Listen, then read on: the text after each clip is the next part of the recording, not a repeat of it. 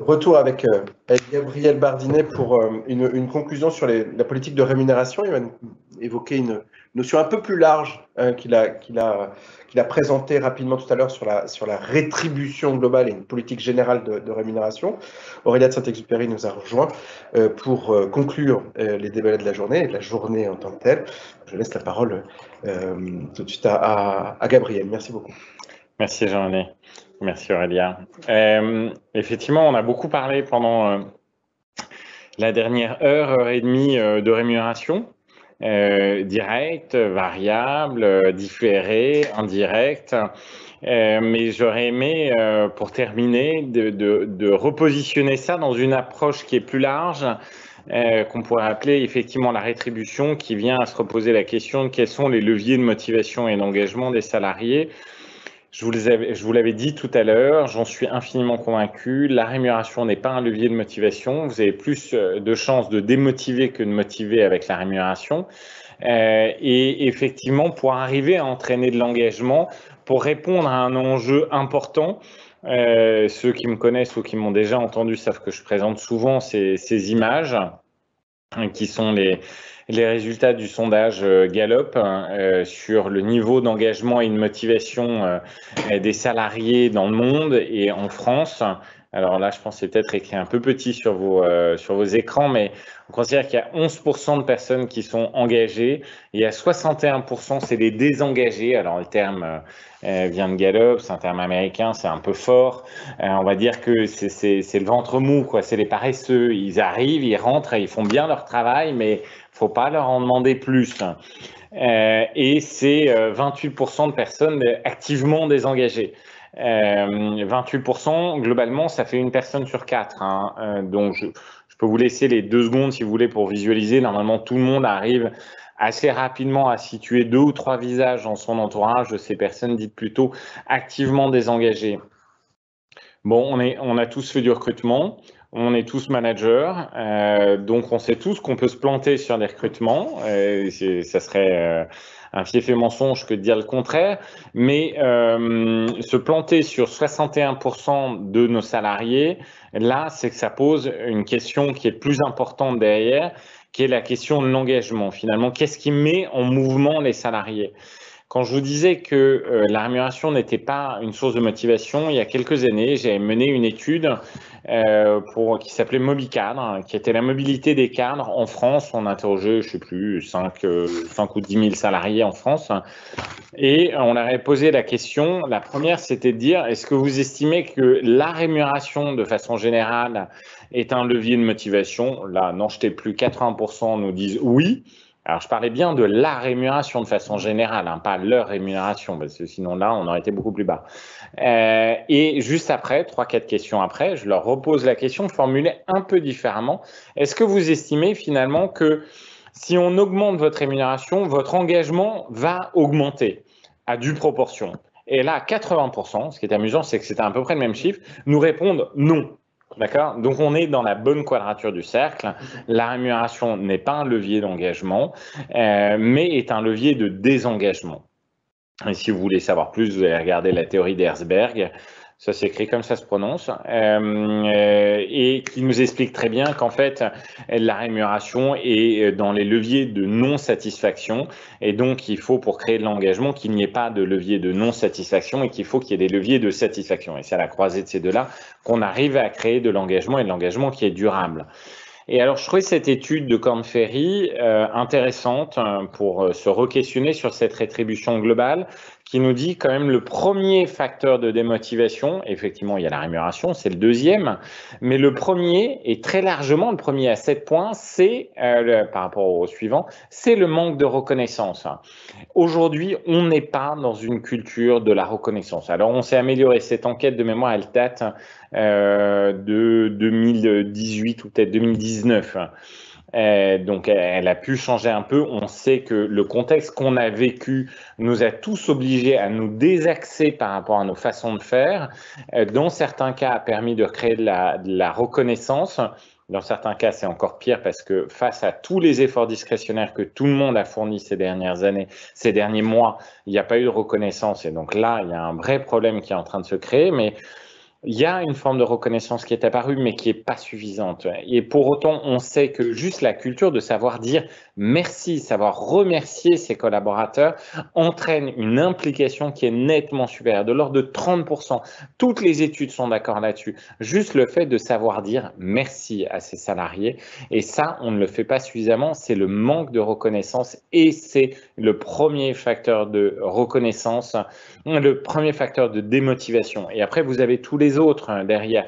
Il y en a d'autres sur lesquels on peut travailler, mais comme celui de la rémunération coûte très cher et on se l'est dit, on n'est pas complètement certain des résultats, alors que celui de la reconnaissance, il est plus important, il coûte moins cher et il peut porter des fruits.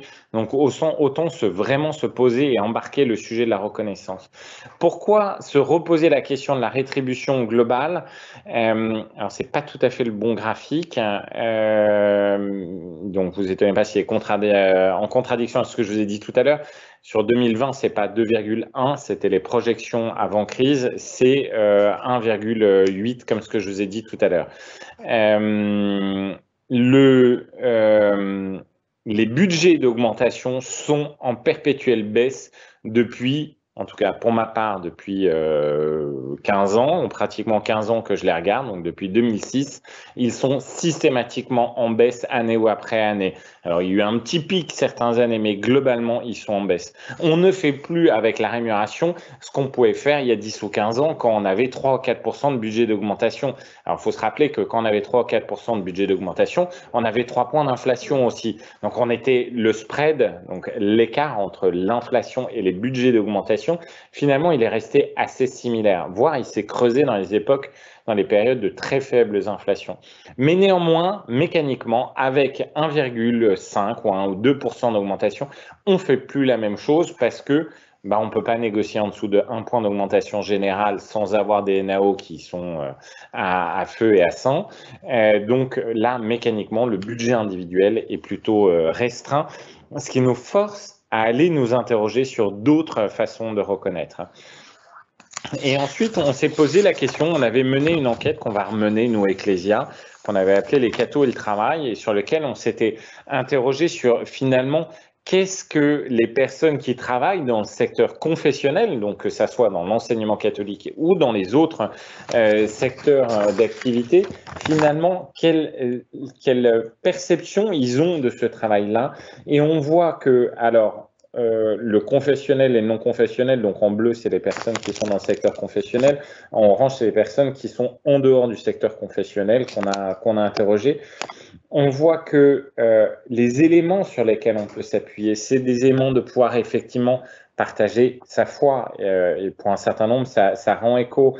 La possibilité d'avoir une unité de vie, pour ceux qui nous connaissent d'Ecclesia, vous savez que c'est la grande démarche dans laquelle on essaye d'inscrire toutes les personnes qu'on accompagne, de contribuer à l'unification de la vie. C'est le triangle des Bermudes. Alors on va mettre la vie spirituelle en haut, la vie personnelle à côté, la vie professionnelle, vous mettez le salarié au milieu, vous avez à peu près toutes les chances qui se paument. D'être dans un secteur confessionnel, normalement, permet de rapprocher ces points et de permettre une unification, effectivement. Et ce qui est surtout extrêmement intéressant, c'est le 4e point. C'est écrit petit, je ne sais pas si je peux zoomer sur le graphique. C'est dit, mon métier a du sens.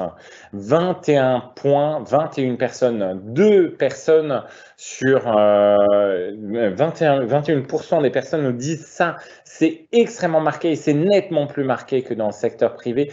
Cette recherche du sens, on sait qu'on est dans une quête du sens, que le confinement a renforcé des choses qui étaient déjà embryonnaires avant, même plus qu'embryonnaires, et vous avez dans le secteur confessionnel une carte à jouer sur effectivement le sens qu'on a dans le travail, l'équilibre de vie possible et la possibilité d'offrir aux salariés d'être dans une forme d'unification de leur vie. Et ce qui est amusant, c'est que ces points-là, quand on regarde finalement une démarche de rétribution un peu plus générale, c'est ce schéma un peu en croisé. Ça veut dire qu'on met en horizontal ce qui est valorisable du non valorisable, ce qui est conscient du non conscient. Et puis, on essaye de regarder les éléments. Finalement, ce dont moi je vous ai parlé, c'est le schéma en haut à droite. conscient et valorisable. Ce qui est moins valorisable, c'est effectivement ou plus inconscient. Je ne l'ai pas noté là, mais c'est tout ce dont vous a parlé, BPCE, Natixis, la caisse d'épargne, c'est toute la mutuelle, la prévoyance, la retraite, c'est valorisable. On peut en faire une valorisation et ils vous l'ont expliqué. Mais effectivement, c'est des éléments qui sont plus inconscients dans la perspective de rétribution parce que c'est de la rémunération qui est un peu différée. Ce qui est intéressant, c'est d'aller regarder tout ce qui est non valorisable, qui rentre dans cet équilibre de l'engagement d'un salarié, la formation, l'évolution de carrière, la première raison de la mobilité des personnes, pas spécifiquement dans les EGEC, mais de façon générale en France, la première raison de la mobilité, c'est la formation, c'est le désir d'aller conquérir de nouveaux territoires, c'est le désir d'aller apprendre des nouvelles choses. On a besoin d'être formé, il n'a jamais été aussi simple de se former en dehors de son employeur qu'il n'a jamais été aussi compliqué de se former dans des institutions. Je ne dis pas ça pour la FNEGEC, hein, et pour les autres institutions de la branche, c'est probablement très simple, mais on sait que globalement, c'est un peu compliqué. Il est plus simple d'aller m'inscrire à un MOOC en 3 clics et de suivre exactement ce que je veux que d'arriver à trouver dans mon institution. Mais c'est clé, c'est un attendu immense. Les évolutions de carrière, permettre aux gens de pouvoir évoluer. C'est pas toujours possible, c'est pas toujours envisageable de partout, mais au minimum de se mettre à l'écoute de ces salariés sur le fait qu'ils ont besoin de pouvoir évoluer, même des choses simples qui peuvent leur permettre de retrouver un engagement dans leur métier, les conditions de travail et tous les irritants. Vous savez, ces petites choses qui nous exaspèrent, qui arrivent au quotidien. Enfin, l'exemple criant, c'est la photocopieuse qui tombe en permanence en panne quand on a besoin d'imprimer un truc dans l'urgence. C'est ce qu'on appelle les irritants qui coûtent souvent pas très cher à réparer et qui permettent d'éviter en fait d'être énergivore. Et après, le bas, c'est tout le bien-être, c'est la quête de sens professionnel. Et effectivement, là, vous avez... C'est ce dont je reparlerai avec les administrateurs OGEC et Aurélia ce samedi, une perspective immense qui est offerte sur le sens de ce qui est proposé dans les organismes, dans les OGEC, dans l'enseignement catholique.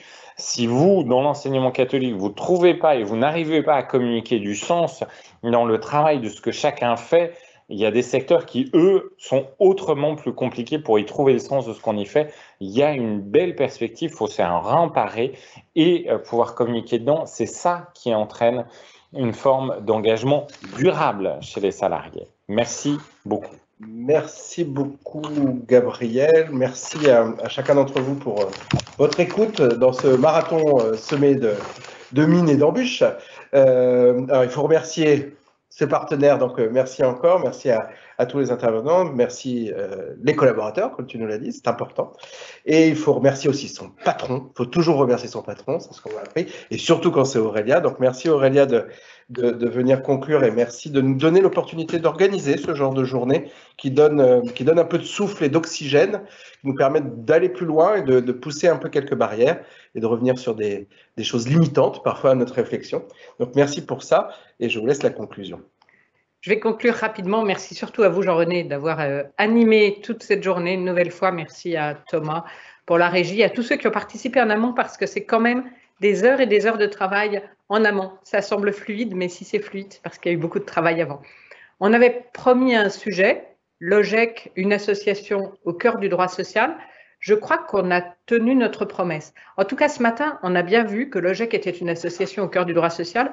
Vous nous avez rappelé, d'abord, Nathalie Tretiakov a replacé ça avec son œil de pédagogue en disant que l'OGEC, pour elle, était plutôt une entreprise à mission qu'une entreprise de tendance. Et vous, avec Zora, vous avez bien replacé l'OGEC au cœur du droit social. Eh bien oui, le droit social s'applique aux OGEC. On l'a vu, on a parcouru de nombreux arrêts qui s'appliquent à eux. Et je crois que cet après-midi, en revanche, on a dépassé notre sujet parce qu'en fait, on a fait le droit social au cœur de l'OGEC. Et c'est pas tout à fait la même chose parce qu'en fait, c'est de la vie, le droit social au cœur de l'OGEC. C'est comment, Gabriel, c'est exactement ce que vous avez dit. Comment je m'approprie le droit social, comment je ne m'enferme pas dans le droit social, comment je m'approprie le droit social pour faire, justement, pour en faire une rétribution et pour faire progresser les gens. Alors après, si je devais conclure en retenant juste quelques mots, je retiendrai l'exemplarité. Zora nous a rappelé que parce qu'on était des EGEC et parce qu'on est l'enseignement catholique, peut-être plus que d'autres, on a un devoir d'exemplarité. Vous l'avez dit aussi, et je pense que c'est quelque chose qu'il est important de rappeler. J'ai aussi beaucoup aimé Madame Le Boulanger quand elle nous a parlé de pragmatisme. On a le droit de ne pas tout savoir. En revanche, on doit toujours donner des solutions et on doit toujours les chercher. On ne sait pas tout de suite. Elle a aussi dit qu'on devait avoir des convictions et pas de certitudes. Je crois qu'en droit social, c'est très important. On doit accepter d'être dérangé par les autres. Et justement, c'est ça qui permet de remettre en cause nos propres certitudes, mais tout en gardant ses convictions. On est l'école catholique, on a des convictions. En revanche, on est ébranlé par des gens qui nous font progresser alors qu'on ne s'y attendait pas. Il faut aussi avoir un cap, une vision. La rémunération, vous venez de le dire, elle doit se situer dans ce cap et dans cette vision. Ça n'est pas que ça, c'est aussi la rétribution. Et puis, j'ai entendu parler de moyens. Alors, ce qui est souvent revenu dans tout ce que j'ai entendu aujourd'hui, c'est de travailler sur les écarts. Vous en avez parlé aussi, on en a parlé plusieurs fois pendant la journée. On a beaucoup parlé aussi, Nathalie Tretiakov avait commencé par ça ce matin, sur la cohérence entre le dire et le faire. Et la reconnaissance du travail fait, c'est quelque chose d'important. Et aussi, Zora l'a dit, avoir des preuves. On travaille, quand on reproche quelque chose à quelqu'un, quand on veut le faire progresser, on fournit les preuves de ce qu'on veut faire. Voilà. Le droit social, ce n'est pas un droit en silo, on l'a beaucoup dit. On termine aussi par le fait que l'employeur, il exerce son pouvoir de direction et que le pouvoir de direction, c'est vraiment un acte managérial. Et là aussi, je reviens à la reconnaissance parce que l'acte managérial, justement, c'est de faire grandir les gens. C'est de leur assurer une qualité de vie au travail, de bonnes conditions de travail, mais c'est aussi l'obligation de prévention des risques, on en a parlé, mais c'est aussi l'obligation qu'on a de prévention et d'adaptation de nos salariés au poste de travail, et c'est tout ça qui nous tient à cœur et qu'on essaie de faire vivre à la FNOGEC avec le collège employeur. Une nouvelle fois, je remercie les organisations de chefs d'établissement de nous aider à conduire cette politique sociale, et à l'année prochaine, en espérant qu'on pourra le faire en présentiel. Bonne soirée, merci beaucoup. Merci.